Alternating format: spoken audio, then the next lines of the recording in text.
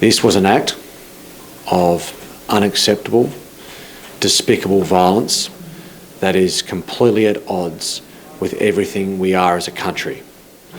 Our values, our belief systems have been shocked to the core as a result of these acts of terrorism. These were anti-Semitic acts of terrorism that will not be accepted or tolerated under any circumstances anywhere within the country. This morning, I have spent time talking to leaders of our Jewish community in South Australia. Let me say from the outset, without equivocation, that the South Australian Government and the South Australian people stand steadfast with them in our unqualified support at this time of great sorrow for the Jewish community in our state. The Jewish community in South Australia is small, but it is proud and has made an extraordinary contribution in South Australia for decades. Long may that continue.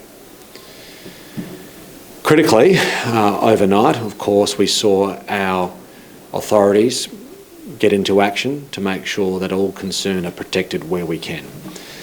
Last night, South Australian Police were able to quickly respond to events that they witnessed in New South Wales by ensuring that Hanukah events in South Australia had a strong police presence as a precautionary measure. I would like to take this opportunity to thank South Australian Police for their quick actions in that regard.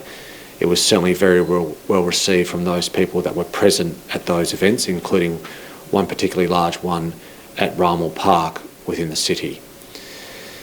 Over coming days, of course, there will be a comprehensive investigation that will occur principally in New South Wales, and the Police Commissioner will speak in a moment to the interactions that are already being planned throughout the course of the day in a counter-terrorism context.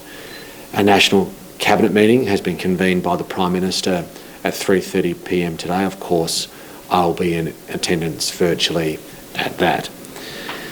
In terms of coming days and weeks ahead for South Australians, obviously, this is a busy time of the year, generally in the lead up to Christmas.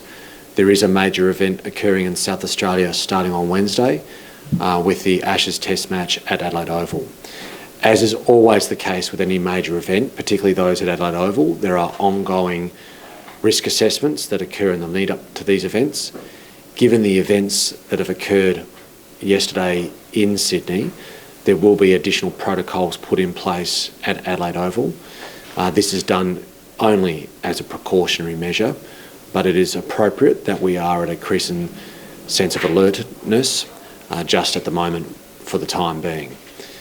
I want to thank South Australian Police for their already active engagement with Adelaide Oval management in that regard. But most importantly, just at this moment, as South Australians, it is very important that we focus on the things that bring us together. Now, there is a common set of values that we hold dear in South Australia, that in a free, liberal democracy, people are able to celebrate their faith in the confidence that it will be done so in a peaceful community, in one that respects and acknowledges other faith traditions. And that is particularly important we do that at the moment in the context of those of the Jewish faith. Context matters. The Jewish people around the world have been subject to some of the most unwelcome acts or moments in the history of humankind. These are a people that through a systematic effort that occurred in the living memory of some Australians were sought to be annihilated, removed from the face of the earth. That has, of course, a rich history that is impossible to deny or ignore. And for Jewish community members, they have that context in the back of their mind when they see acts of violence of this nature, so deliberate, so premeditated, ostensibly well organised. This should be of grave concern to every Australian, and we have to be very clear in our projection of unqualified support for Jewish community members at this time. We stand with them, we pray for them and with them where appropriate. And I, for one, will be doing everything I can to ensure that the South Australian Government makes crystal clear just how keen we are to support people from the Jewish community in our state over coming days ahead. I'll hand over to the Police Commissioner and just reiterate my thanks to him and South Australian Police for their activities already in this moment. And I want to particularly pass on to the people of South Australia, so the people of New South Wales, that South Australians stand with them at this moment, particularly all of those first responders who showed extraordinary acts of heroism yesterday, not just from our emergency service authorities in New South Wales, but also other Australians who stood up and showed unbelievable acts of courageousness at moments where their own life was on the line. Commissioner. Thank you, Premier. Can I start by saying that I, along with every other member of the South Australia Police, are deeply saddened by the events that we saw unfolding in Bondi last night and the impact that that's had on the New South Wales Jewish community, the broader Jewish community in Australia, the broader Sydney community, as well as the police community in New South Wales, all deeply affected by these tragic events. I can say that South Australia Police did reach out to key leaders within the Jewish community last night and provided them reassurance that we were responding to any potential concerns they may have. And we increased our focus on protecting Jewish assets in the South Australian community. We've also significantly increased police presence at all community events that occurred since the Bondi event, and will continue to be assessing community events as we move forward, as the Premier indicated, during an extremely busy time of the year. So there will be additional police resources out and about providing that level of reassurance. I have spoken to the New South Wales Police Commissioner and offered any support or assistance that the South Australia Police may be able to provide as they work through what will be a complex and difficult investigation. I've also had reassurance at this stage from the New South Wales Commissioner that at this time there are no linkages between the offenders for the Bondi incident and South Australia. We will continue to monitor and assess the intelligence as that comes to light, and will be acting appropriately based on whatever information does come forward. The Premier has also made reference to the cricket commencing this week. There will be additional police presence at the cricket for that community reassurance, and it may be prudent for people attending the cricket to provide a little bit more time to get through the security checkpoints. As we would naturally expect, there is likely to be an extra level of scrutiny as people are entering to that mass gathering event. I'm happy to take any questions you may have. Does that include deployment of SRG as part of those protocols at Adelaide Oval? We will be deploying a security response section, which are general duties police officers with higher level of training and additional equipment.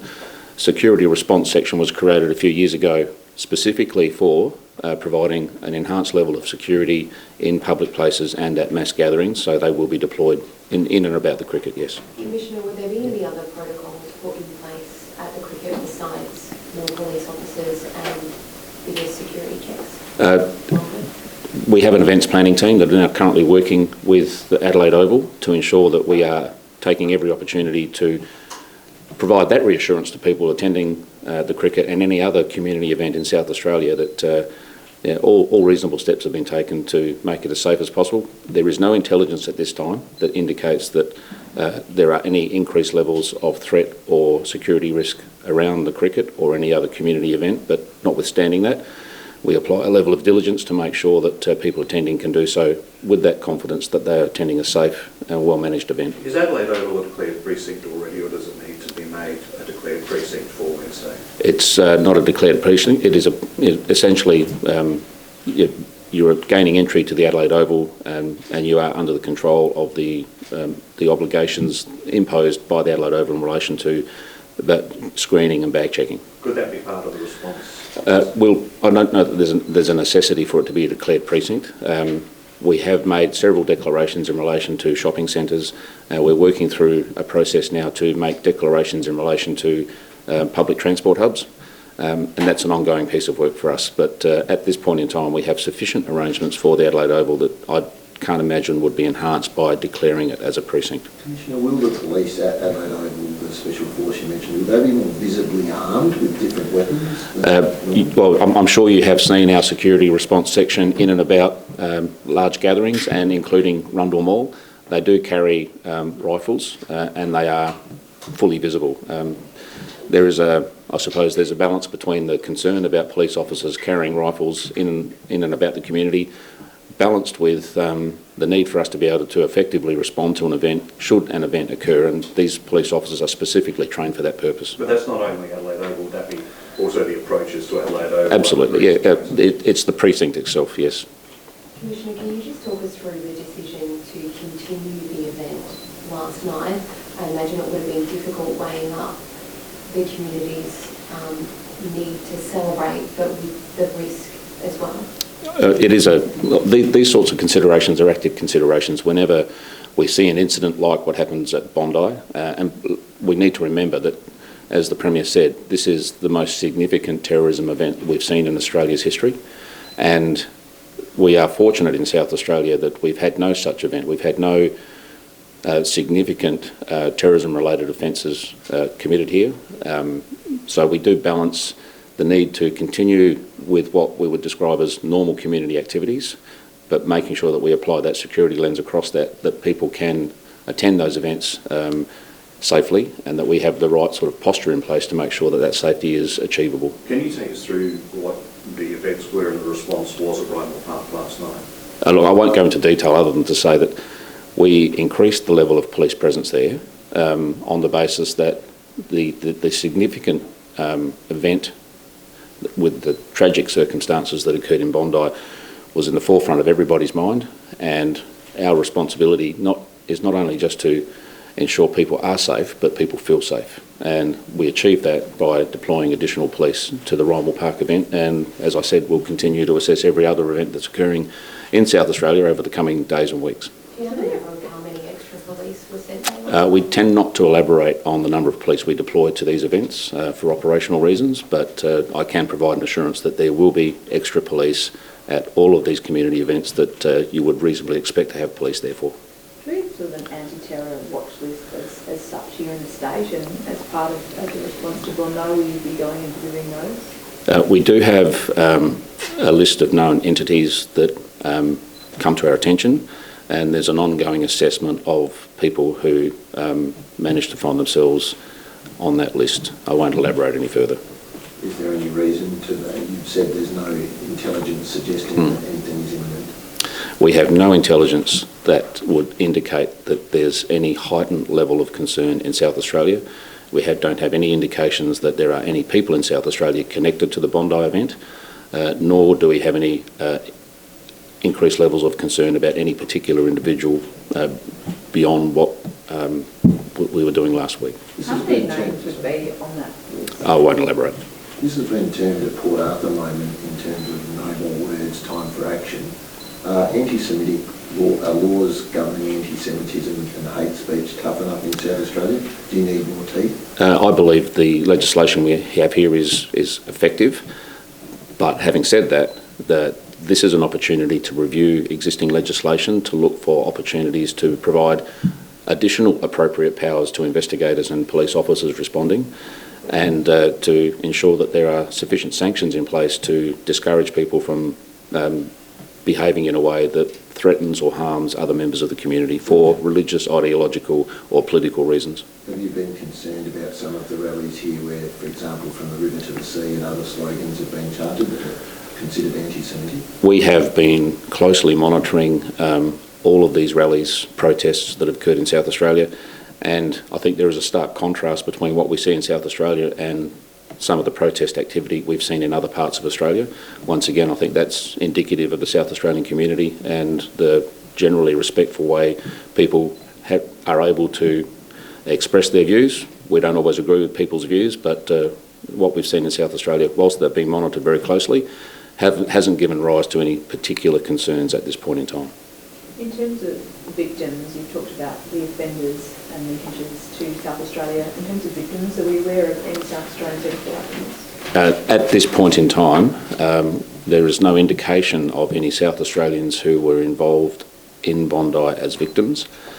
But having said that, there was over 1,000 people at the event, and it would be highly unlikely that there were not South Australians in and around the vicinity, so we are yet to hear of anyone who's been affected directly as a result of their attendance at Bondi from a South Australian perspective. Thank you. Just sorry.